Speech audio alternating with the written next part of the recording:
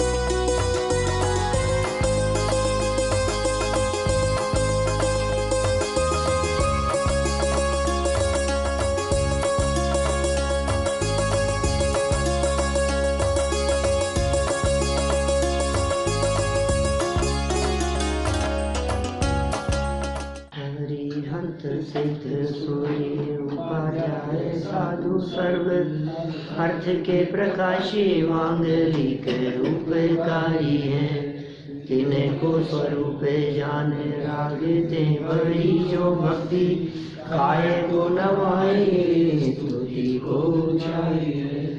धन्य धन्य तिन्हें आज सब आज बढ़े, कर जोड़े बारे बारे वंदना हमारी है। मंगल कल्याण सुख ऐसो हम चाहते हैं, ओ मेरी ऐसी दशा जैसी तुम धारी है, ओ मेरी ऐसी दशा जैसी तुम धारी है, ओ मेरी ऐसी दशा जैसी तुम धारी है। शत्रचूड़ामणि नामक यह ग्रंथ और 5वें लंब को आधार बनाकर यहाँ चर्चा चल रही थी कि जीवंदर कुमार, जिनको काष्टांगार राजा ने सजा सुनाई और उसी समय यक्ष के स्मरण मात्र से यक्ष आकर उनको उठाकर सुरक्षित स्थान पर ले गया, चंद्रोदय पर्वत पर ले गया। वहाँ बहुत उनका बहुमान किया गया और फिर उसके उपरांत जब इन्होंने वहाँ से जाने की और दर्शनों की भावना व्यक्त की तो उनको वहाँ से विदा कर दिया गया। निर्भय होकर अकेले इस जगत में वे परिभ्रमण करने लगे। उनको पकड़ लेना, आँखों से बिल्कुल दिखना बंद हो गया। हाँ, कोई बात अचानक ही हो गया कल एकदम, 2 दिन से माने एकदम बिल्कुल ही टोटली आंखों से, दोनों ही आंखों से दिखना बिल्कुल बंद हो गया, कुछ नहीं दिखता है। ऐसा हो गया। देखो आप, शरीर की स्थिति है ये, तो इसमें कोई कुछ नहीं कर सकता है। एकदम कब आज इनके साथ ऐसा हो गया, कल अपने साथ आँख काम करना बंद कर दिया, कान काम करना बंद कर दिया। ये अचानक होते हैं ये सब। ये शरीर की स्थिति जब तक चल रहा है तब तक चल रहा है बराबर, एकदम ही कुछ ऐसा हो जाए बस बंद। ये क्या हो गया, फिर ये सोचते रहो ये क्या हो गया, ये क्यों हो गया, ये कैसे हो गया, सोचते रहो। उद्गलों का स्वतंत्र परिणमन है और उसमें निमित्त बनता है अपने स्वयं के द्वारा किया गया कर्म का उदय। इसलिए समय रहते अपने को विचार करना चाहिए। आज बाथरूम में मेरा पाँव फिसला, क्या समझ गया, कुछ नहीं हुआ, लेकिन तुरंत मुझे विचार आया कि अभी तो बच गया बेटा, आगे बचेगा इसकी गारंटी। ये बात मैं औरों के लिए नहीं, स्वयं निरंतर विचार करता रहता हूँ इस बात का। ये स्वयं के लिए है यदि आज यदि अभी ऐसा अभी अच्छा अभी तो संभल गए, 5 मिनट बाद में दोबारा नहीं फिसलेगा, इसकी क्या गारंटी? क्या 15 मिनट में, एक आध दिन में दोबारा कभी पाँव नहीं फिसल जाएगा सीढ़ियों से, इस बात की गारंटी क्या है? और यदि फिसल गया और हड्डी टूट गई है या 2-4 महीने के लिए बिस्तरों में पड़े रहे, तो इसमें क्या है? किसी का भी हो सकता है ना, आपके साथ हो गया ऐसा, किसी के साथ भी कुछ भी हो जाता है। आवाज चले गई तो मतलब मैंने पिछले जन्म में पिछले भाव में किसी की आवाज बंद करी थी, ऐसा नहीं, बहुत तरह की बातें हैं। देखो बिल्कुल इन कर्म सिद्धांत की बातों को ऐसा नियम पूर्वक नहीं लगाना चाहिए कि किसी से हमने किसी की आंखें खराब की थी तो फिर हमारी आंखें किसी ने खराब कर दी, हमने किसी की जबान बंद की थी तो हमारी जबान चलेगी, ऐसा भी कुछ नहीं है। लेकिन कुछ ना कुछ अपने द्वारा किए गए थे गलत कार्य। हाँ, यदि नीतिकारों से बात करोगे तो वो तो यही कहेंगे, देखो तुमने कभी किसी के साथ ऐसा किया होगा इसलिए तुम्हारे साथ ऐसा हुआ है। आपके साथ कैसा हुआ? हाँ, बहुत तरह की परिस्थितियां बनती है। ज्ञानी और अज्ञानी की मनोदशा का चित्रण कल हमने यहाँ पढ़ा था कि भाई देखो, अज्ञानी जीव संग में रहना चाहता है, भीड़ में रहना चाहता है और संपत्ति के मिल जाने पर हर्ष करता है और संपत्ति के चले जाने पर विषाद करता है। यह अज्ञानी की दशा है। लेकिन होकर सुख में मग्न न फूलें और दुख में कभी न घबरावें, ये ज्ञानी की स्थिति होती है। ये कथन मात्र के लिए नहीं है, कहने मात्र के लिए नहीं है, ज्ञानी का जीवन ही इसी प्रकार का होता है। देखिए अब हाथियों को बचाने की भावना, इसका मतलब कुछ ना कुछ उपद्रव हाथियों का वहाँ चल रहा है, जिन्हें बचाने की भावना उत्पन्न हुई। 261 नंबर पेज है। अरण्ये क्वचिदालोक्य वनदावेन वारितान् दह्यमानान् सौम्यस्त्रांतु नैच्छिदेन कपान्। किसी वन में इन पूज्य जीवंदर कुमार ने वन की अग्नि से घिरे हुए और जलते हुए हाथियों को देखकर उन्हें बचाने की इच्छा की। कोई वन में चारों तरफ से आग लग गई थी और आग में हाथियों को इधर उधर भागते हुए देखा, तड़पते हुए देखा। ऐसा देखकर जीवंदर कुमार को ये इच्छा और भावना व्यक्त हुई कि मुझे इनको बचाना चाहिए। देखिए वही बात कह रहे हैं, भ्रमण करते हुए जीवंदर कुमार एक समय किसी भयंकर वन में पहुंचे। वहाँ उन्होंने देखा कि वन में सर्वत्र आग लगी हुई है और उसमें हाथियों का समूह घिरा हुआ है। देखो कैसी परिस्थिति बन जाती है। अब ये जंगल की आग को तो बचाना चाहता है, लेकिन अंतर में जो विषय कषायों की आग जली है उसकी इसे खबर नहीं। अज्ञानियों की बात करता हूँ, इसे मतलब जीवंदर को नहीं, इसे मतलब अपने को। चारों तरफ आग लग रही है। साहब कहाँ लग रही है? यहाँ तो कहीं आग नहीं लग रही है। अरे कषायों की अग्नि में जल रहा है, राग द्वेष की अग्नि में जल रहा है, ईर्ष्या की ज्वालाएं अंदर में धधक रही है। क्या आपस में मनमुटाव, कलेश, बेचैनी बर्दाश्त नहीं होती हमारे को। ये बात किसी भी व्यक्ति के द्वारा किया गया हमारे मन के विरुद्ध कार्य हमें पसंद नहीं आता। हम तड़पने लगते हैं, जलने लगते हैं, अंदर ही अंदर बेचैन होने लगते हैं। अंदर में जलती हुई धधकती हुई इन ज्वालाओं को शांत करने में कौन समर्थ है? तो दौलत राम जी चैड़ाला में कहते हैं, ज्ञान घन घान बुझावे। ज्ञान की घनघोर बरसात हो, वो इसे बुझाने में समर्थ है। दावानल आपने कभी देखा नहीं होगा, कभी हमने देखा है अपनी आंखों से, जंगल में लगी हुई ऐसी आग को 500 किलोमीटर तक। शिखर जी नहीं, शिखर जी में तो थी वो प्रसंग, 20 साल पहले ऐसा प्रसंग घटा था। अप्रैल कितने 1999, अप्रैल 1999 की घटना है। हाँ हाँ, तो ये दामन उधर लगता है कैलिफोर्निया की तरफ। क्या माने ऐसी आग लगती है, 500 किलोमीटर का एरिया बोलो, और ऐसे धधकता है, ऐसे आग लगती है कि कल्पना नहीं कर सको आप। इस तरह सारे पेड़ पौधे ऐसे होते, जंगल में अपने आप ही पेड़ों की घर्षण से, लकड़ियों के अपने आप आग लग जाती है वहाँ, बांसों से तो होता ही है। बांसों से, और अपने आप आग लगती है, और फिर ज्यों ज्यों हवा चलती है त्यों त्यों वो पूरे जंगल में फैलती चले जाती है।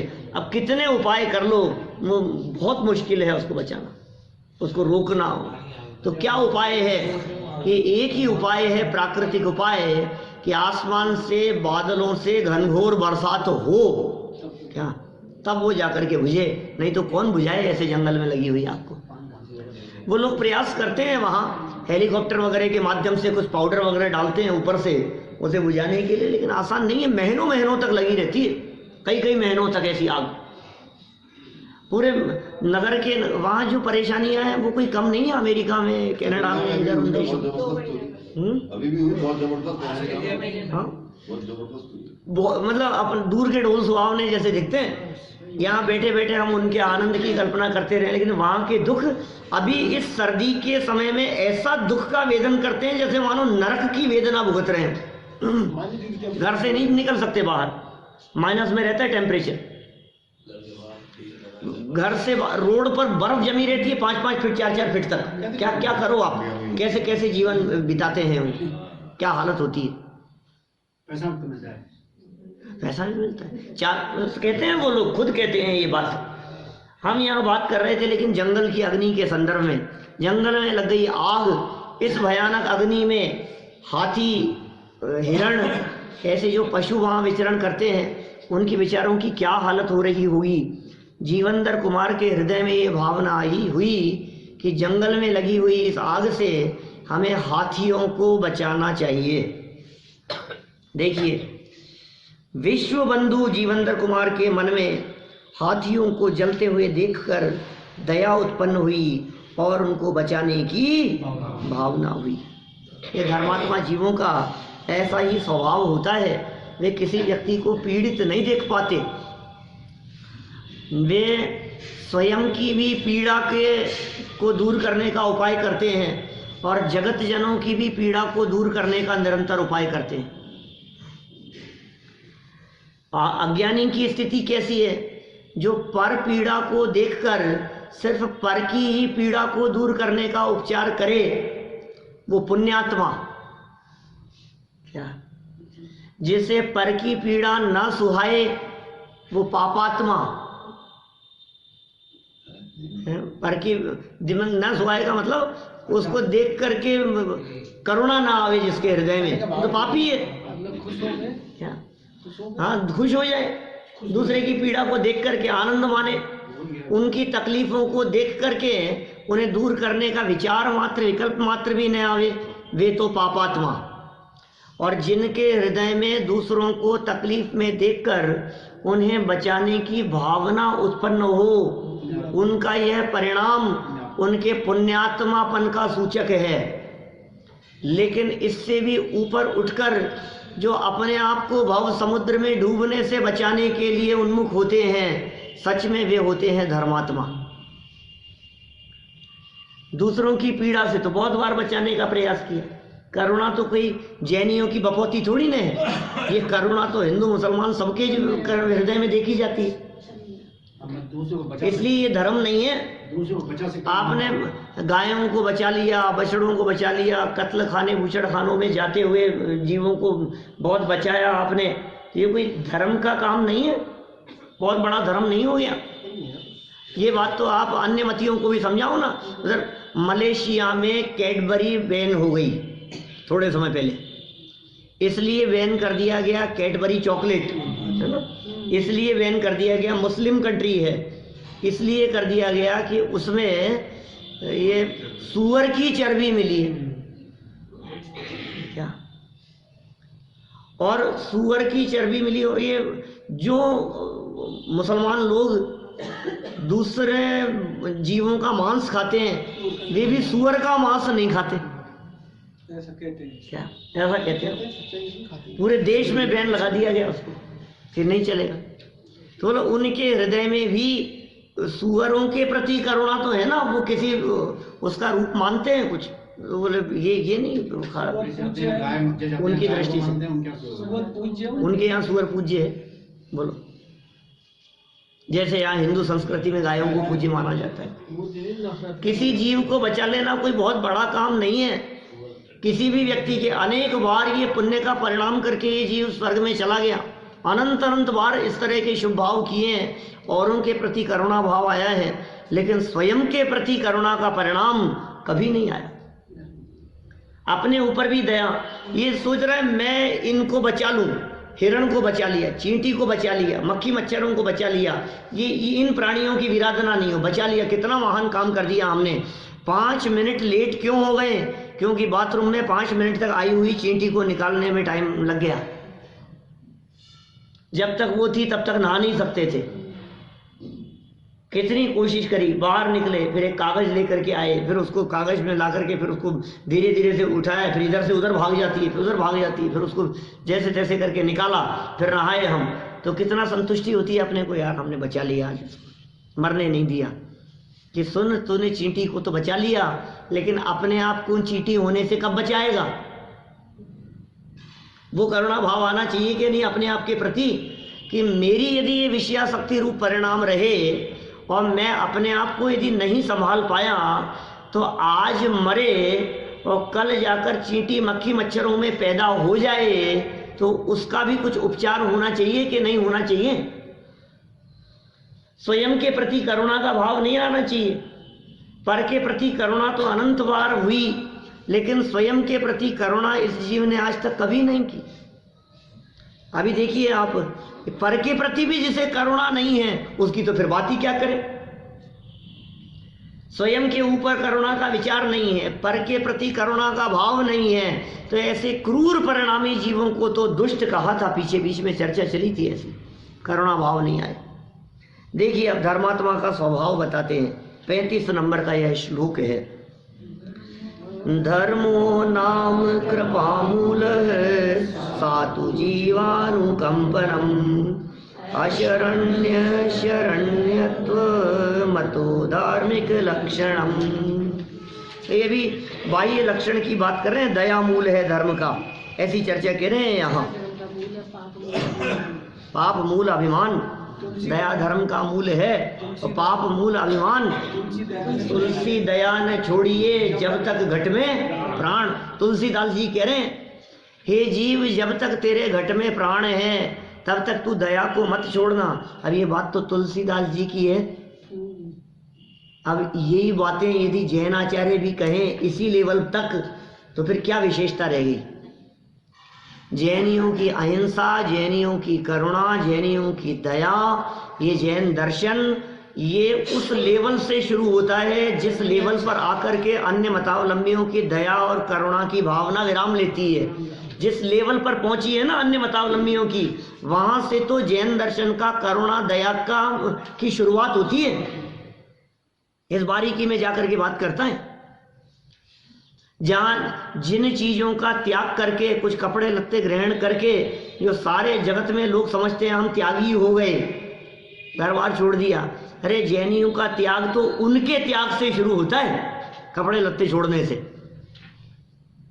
मैंने जैन दर्शन का त्याग, और वो नहीं, उसके भी अम्मा जो अंदर बैठे हैं, राग और मोह परिणाम, असली में तो उसका त्याग, वहां से चर्चा शुरू होती है। देखिए नीतिकार कुछ बात कहते हैं। दया का अभाव है, मतलब सहज ही दया पलती है उनसे, है ना। हाँ, दो तरह की बातें हैं। कहीं कहीं जिनागम में दया की प्रमुखता की बात करते हैं, और कहीं निर्दयता होने को श्रेष्ठ बताते हैं। वहाँ निर्दयता का अर्थ भी सर्वोत्कृष्ट दया है, ऐसा समझना चाहिए। सिद्ध भगवान के लिए, सिद्धों के लिए शब्द मिलता है इस तरह का, निर्दया है, निर्दय हैं हमारे सिद्ध। बोलो आप, गजब हो गई। सिद्ध चक्र विधान में संत लाल जी कवि ने आज के लगभग 200 साल पहले ऐसे शब्दों का प्रयोग किया। निर्दयाय नमः, ओम ह्रीम श्री सिद्ध परमेष्ठी निर्दयाय नमः अर्घम निर्वपामी थी। सिद्ध परमेष्ठी को निर्दय कह करके पुकारा कि हाँ निर्दयी है वो। क्यों है सिद्ध भगवान निर्दयी? क्योंकि वे जगत के जीवों को भव समुद्र में डूबते हुए देखकर भी रंच मात्र भी उनके प्रति दया नहीं करते। निर्दयी है। अपने राग द्वेष के परिणामों के प्रति निर्दयी हो गए। हाँ, कोई दया का भाव नहीं है। किसको बचाएं और क्यों बचाएं ये बताओ। मैं क्यों बचाऊं, क्यों बचाऊं मैं तुम्हारे? अब जड़ कर्मों के प्रति स्थिर हो गए हैं, अब उनसे कोई लगाव नहीं। हाँ, कितने उदय में बिल्कुल सही बात। शरण जो अपराधी को दे, अरे अपराधी वह भगवान। शरण जो हत्यारे को दे, अरे अपराधी वह जजमान, मजिस्ट्रेट। बोलो, हत्यारे को किसी ने शरण दे दी है। ये संजय दत्त काहे को फंसा रहा इतने लंबे समय तक? अपराधियों से संपर्क है इसका, इसने शरण दे रखी है, हथियार मिल गए, नाम आ गया है इसका, है ये तो उससे मिला हुआ है, अंडरवर्ल्ड से इसके संपर्क है। तो ये आपके संपर्क यदि अपराधी से हैं तो आप अपराधी सिद्ध हो गए, अपराधी हो गए। भगवान का अपराधियों से क्या लेना देना? अभी तो हो गया बरी। इसका अर्थ है कि अदया का भाव में हिंसा नहीं करना, ब्रैकेट में सेल्फ पावर। हाँ, ऐसा ही है ना भाई। ये पूछ रहे हैं अदया माने दया के विपरीत पना, उसका अभाव, इसका मतलब दया सहित होना। बस तो सीधी सी बात है। वो कौन सी दया? स्वदया प्रमुख है। यहाँ तो नीतिकारों की बात कह रहे हैं जो जन सामान्य के ऊपर भी लागू होती है, जगत जनों के ऊपर भी लागू होती है।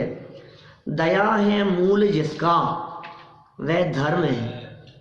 क्या धर्म का मूल है दया। हाँ, और जीवों की रक्षा करना ही दया कहलाती है। इसलिए जिसका कोई रक्षक नहीं है उसकी रक्षा करना ही धर्मात्मा पुरुषों का लक्षण है। दया क्या कहलाती है भाई साहब? भैया दया क्या कहलाती है? क्या वाक्य लिखा है यहाँ? दया धर्म का मूल है।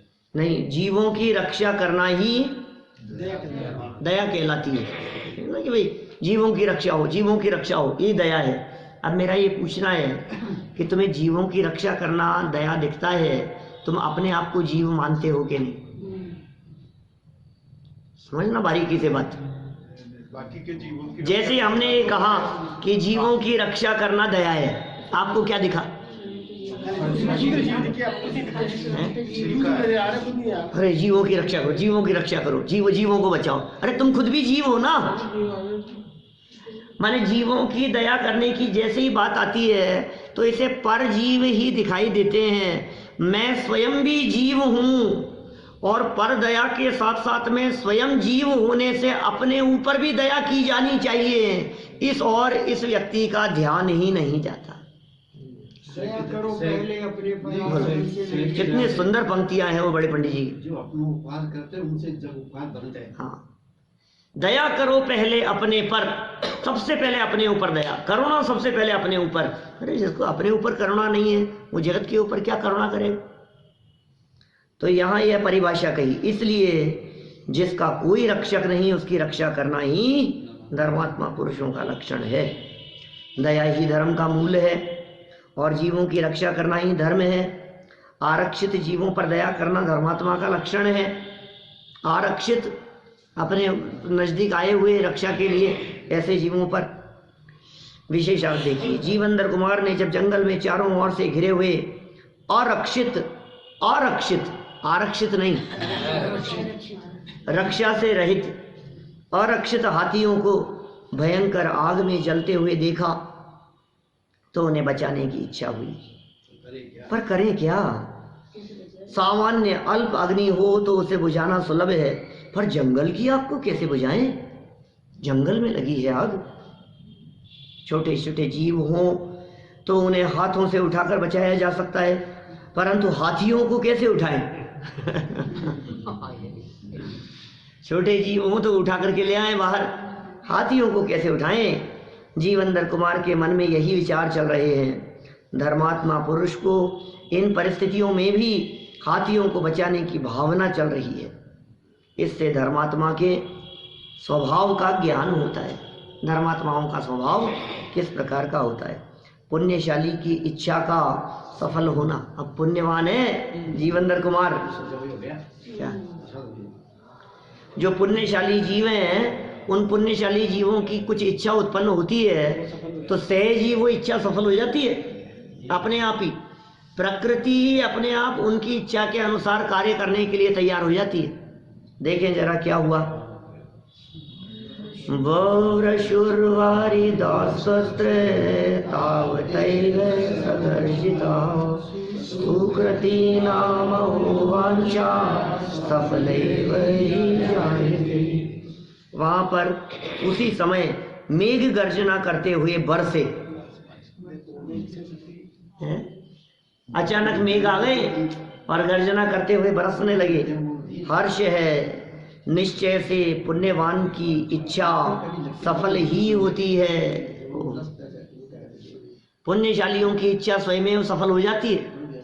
आप लोग भी कई बार अनुभव करते होंगे, आपने कोई काम करने की, कुछ होने की इच्छा भावना मन में व्यक्त की और अपने आप वैसा काम होता हुआ दिखाई दिया। अरे मैंने तो सोचा था काश ऐसा हो जाए और ऐसा ही हो गया, तो सहज ही फलीभूत हो जाती है वो। जीवंदर कुमार को हाथियों को बचाने की भावना होती है। उसी समय आकाश में गर्जना करते हुए मेघ मूसलाधार पानी बरसाने लगे। सर्वत्र पानी ही पानी हो गया। अहो, पुण्यशाली जीवों की इच्छा सफल ही होती है। पुण्यशाली जीवों की इच्छा सफल होती हुई ही दिखाई देती है। विशेषार्थ देखिए, जंगल की अग्नि बुझाना और हाथियों की रक्षा करना दोनों ही कार्य कठिन ही नहीं अशक्य लग रहे थे। न तो आग बुझाई जा सकती है और न हाथियों को वहां से बाहर निकाला जा सकता है। सब अशक्य, शक्य माने करने योग्य, अशक्य माने नहीं किए जा सके ऐसे लग रहे थे, किंतु सहज सफल हो गए। पुण्य का महत्व ही ऐसा होता है। दिशः कामान दुहंति च, अर्थात दिशाएं भी पुण्यवानों की इच्छा सफल करती है। सागर धर्मामृत की पंक्ति दे दी, 4 अध्याय का श्लोक है। क्या कह दिया?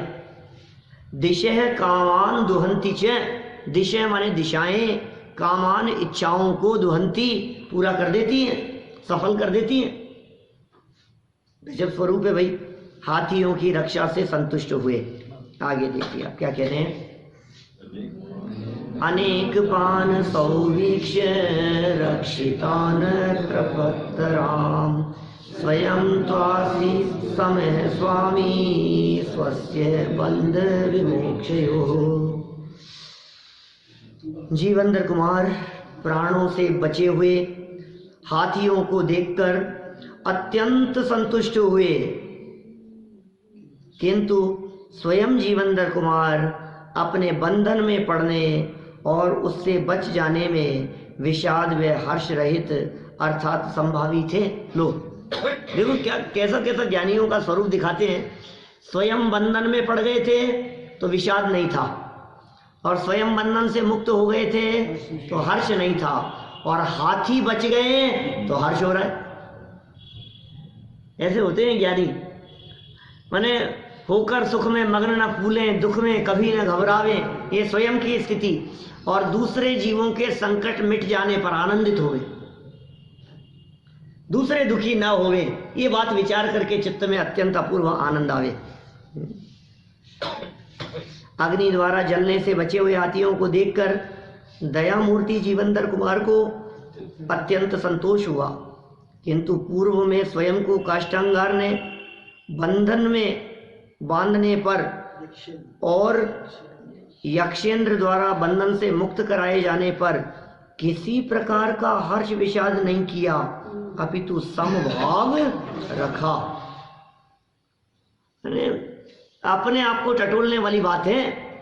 स्वयं के साथ बनी हुई परिस्थितियों में हर्ष विषाद करते हैं और अन्य जगत के जीवों के साथ बनी हुई परिस्थितियों में हर्ष शोक की स्थिति को हमें कोई मतलब नहीं है, उनसे हमें क्या लेना देना। दूसरे के घर में संपत्ति खूब आ गई है तो उससे हमें क्या लेना देना, और चले गई है तो हमें क्या लेना देना। पड़ोस में चोरी हो गई, हमें क्या मतलब है कि नहीं भाई, दूसरे के यहाँ यदि कुछ तकलीफ होती है तो उनके प्रति करुणा का भाव, और वहाँ यदि क्या कहेंगे उसे, संपत्ति बढ़ती है विपत्ति दूर होती है तो प्रसन्नता का भाव, और स्वयं के साथ में बढ़े चाहे घटे, अपने आप को स्वभाव दृष्टि से देखते हैं क्या बढ़ेगा और क्या घटेगा। स्वभाव में बढ़ने घटने का कुछ होता नहीं। अनंत गुण संपदा अंदर में जो मौजूद है, उस स्वभाव में घटने बढ़ने के लिए कुछ भी नहीं है। क्या घट गया और क्या बढ़ गया? लक्ष्मी बड़ी अधिकार भी, पर बढ़ गया क्या बोलिए? क्या बढ़ गया पहले ये बताओ। लक्ष्मी बढ़ गई साहब, संपत्ति बढ़ गई, तुम्हारा क्या बढ़ा है ये बताओ। अपने में क्या बढ़ गया? ये सब पैसा बहुत बढ़ गया। अरे वो तो पैसा बढ़ा है, तुम्हारे में क्या बढ़ा है ये बताओ। ये साथ संपत्ति बढ़ गई। अच्छा संपत्ति कैसे बढ़ती है ये बताओ, संपत्ति कैसे बढ़ती है? नहीं बढ़ेगी कैसे? वो जो मकान दिख रहा है अब उसको बढ़ाना है, वो कैसे बढ़ेगा? और बढ़ा लिया आपने, फिर बगल वाला और खरीद लिया आपने, अब तो बढ़ गया। तो बगल वाला तो पहले ही था। ये सिर्फ इतनी सी मान्यता कि ये मेरा हो गया और कुछ नहीं बढ़ता है। जगत में बढ़ने घटने का कुछ भी नहीं है। क्या अच्छा नुकसान हो गया साहब? क्या नुकसान हो गया? ये नहीं साहब 2 करोड़ का नुकसान हो गया हमारे को, तो इतना तो घाटा हो गया। कि घाटा होने पर हुआ क्या ये तो बताओ। कि नहीं जो 2 करोड़ मेरे पास में थे ये अब नहीं रहे। नहीं तो हुआ क्या? उनका 2 करोड़ का गए कहाँ वो, कि वो उसके पास में चले गए। तो 2 करोड़ में क्या हुआ ये बताओ। 2 करोड़ में क्या हुआ?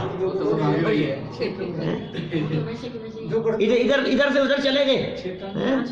तो उन 2 करोड़ से पूछो कि सुनो भाई 2 करोड़ तुम्हारे में कुछ कमी हुई क्या? बोले कुछ नहीं, हम तो जैसे के तैसे हैं। तो बोले कमी कहाँ हुई? कि कमी तो अपनी सोच और अपनी मान्यता में हो गई कि अब कम हो गया और अब बढ़ गया। क्या बढ़ा क्या घटा बताओ।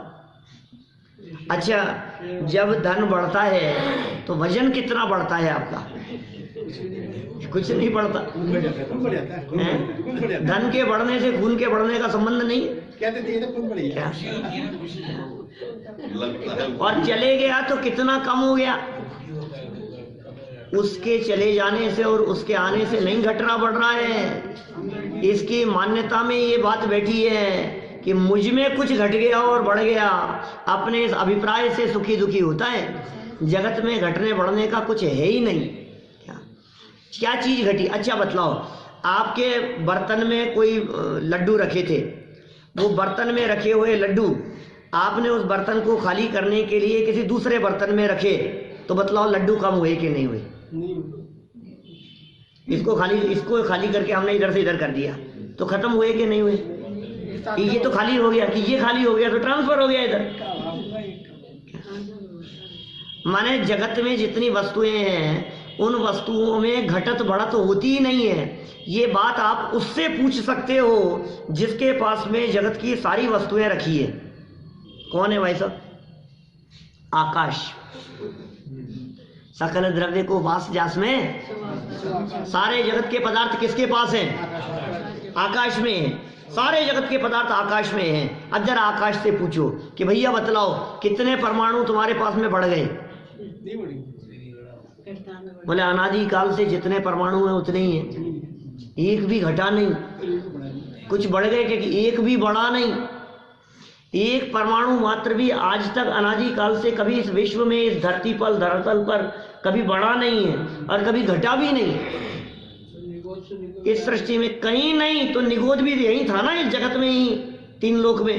कहाँ बढ़ गया और कहाँ घट गया? ये घटने और बढ़ने की मान्यता हमारी खोटी मान्यता है। वस्तु स्थिति अंश मात्र भी ऐसी नहीं है। देखो आप, इसलिए हर्ष विषाद में संभाव रखते हैं, क्या घटे और क्या बढ़े। सज्जनों का सहज स्वभाव बतलाते हैं। देखिए आप कैसा स्वभाव है। संपदा पद्वये स्वेषां संभावा ही सज्जनः परेषां तु प्रसन्नाश्च विपन्नाश्च निसर्गतः। निश्चय से सज्जन पुरुष अपनी संपत्ति और विपत्ति में मध्यस्थ भाव वाले होते हैं। क्या? संपत्ति और विपत्ति में मध्यस्थ भाव वाले होते हैं, किंतु दूसरों की संपत्ति और विपत्ति काल में स्वभाव से ही वे सुखी और दुखी होते हैं। क्या कह दिया? स्वयं की संपत्ति विपत्ति काल में तो समभाव, और दूसरों के संपत्ति विपत्ति काल में सुखी दुखी होते हैं।